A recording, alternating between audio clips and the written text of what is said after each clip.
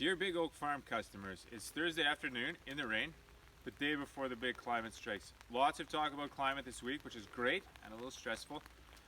So we thought we'd take this chance to give you a mini tour of our little operation here from a climate perspective, the good, the bad, and the next steps along the path. You are collaborators in our little low carbon, healthy earth experiment. So we're going to give you a behind the scenes glimpse of things here. Food is one of the main ways that we all interact with nature, the environment, the atmosphere every single day. So, first stop on our little tour is the garden. We are so grateful for this garden. We love our garden. We grow almost all the vegetables that we eat in a year here, and we also sell garlic, beets, and squash. Some of the lowest carbon, tastiest garlic you'll find anywhere other than perhaps your own backyard. So, we do not have a tiller. We do not till this garden at all. All the work is done by mussels, roots, animals.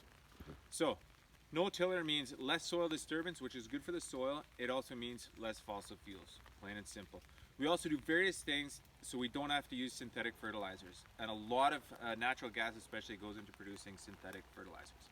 Much more could be said about crop rotation, green mulch, other brown mulch, rhubarb and other things, but that'll have to wait for another time. So that is the garden. We are very grateful for this garden.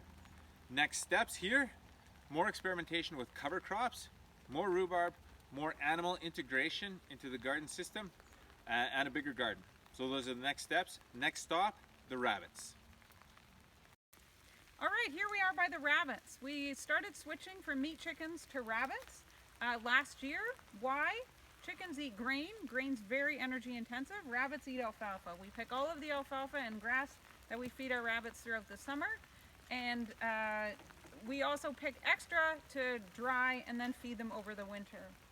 We have this pen, leaves the droppings right on the garden. We're moving it slowly over where the garlic was to rejuvenate those beds. Next steps, more cages like this to get the rest of our rabbits out over the garden. Next stop, chickens. All right, here we are by the chickens. Lots of you buy eggs from us. We love eggs ourselves. And what's a farm without chickens? But chickens are one of the compromises here on this farm. Why? Because they eat a lot of grain. Even pasture-raised chickens eat a lot of grain. And grain production is just very energy intensive. We feed our chickens a non-genetically modified diet of wheat and peas as an alternative to soy, and we don't do any corn, which is all genetically modified in Canada, but still, grain's very energy intensive. So some of the next steps that we're taking are growing duckweed in our greenhouse, which we can grow year round, we hope, which provides them an alternative diet that we can produce ourselves. Getting them out on pasture more. Logistics are always a bit tricky. And we're also talking to a local farmer about less chemically intensive grain. Next stop, tractor. We could show you pictures of cuddly lambs, rustic barns, and sexy kale plants, but this is part of the reality too, the internal combustion engine.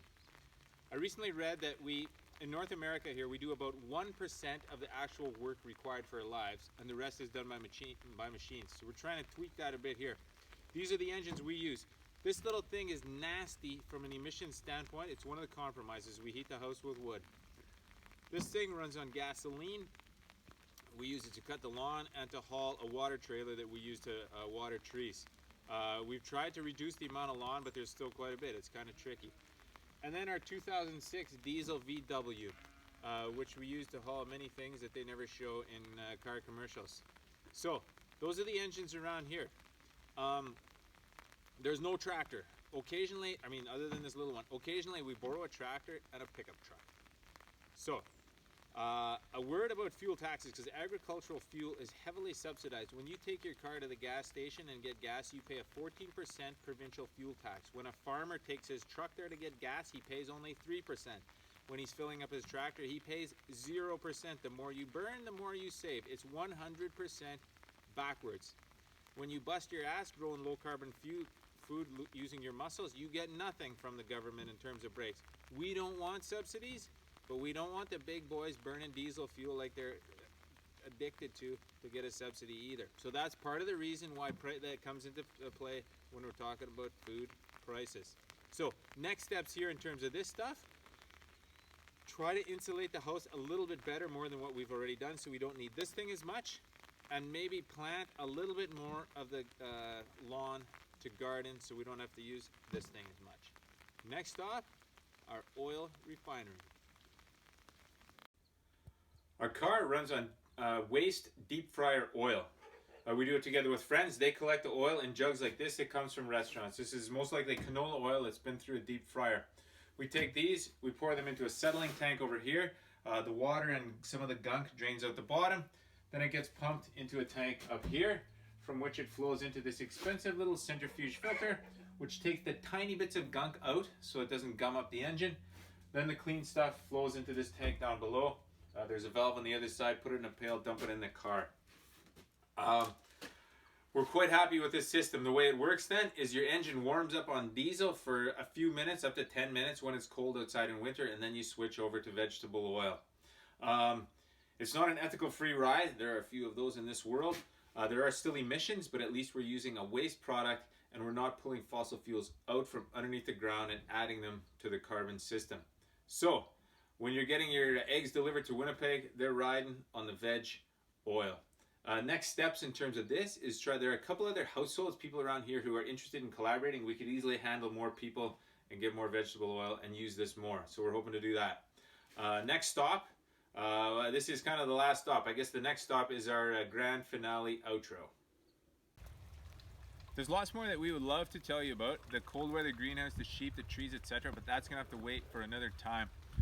But we wanted to share a little bit anyways because we see you as customers and collaborators. A lot of our farm income goes right back into projects, our efforts to innovate, etc. So to be really candid, the more you spend, the more we can do. When you're buying eggs or whatever, you're also buying research and development, you're buying carbon sequestration. And of course, we all need to up our game when it comes to climate and the environment, and we're excited about sort of innovating and trying new things and doing just that. So that's all from us for now. We wish you all the best in your efforts as well.